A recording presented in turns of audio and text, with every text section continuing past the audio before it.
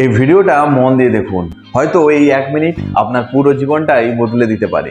এক গ্রামের এক ফাঁকা মাঠের মাঝখানে জ্বলছে আগুন।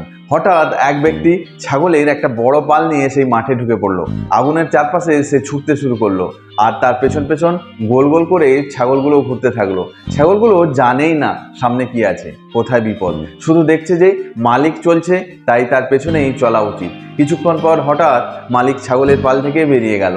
ছাগলগুলো কিছু না বুঝেও আগুনের চারপাশে ঘুরতেই থাকলো। তারা শুধু অনুসরণ করে চলেছে একে অপরকে, অন্ধের মতো।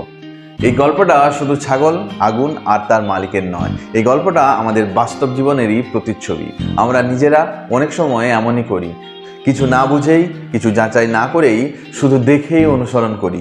কেউ একটা পথে হাঁটছে দেখে না ভেবেই আমরা তার পেছনে পথ চলা শুরু করি। ভাবি সবাই যাচ্ছে, আমিও যাই, কিন্তু সেই পথের শেষ কোথায় সেটা কি আমরা একবারও ভেবে দেখি?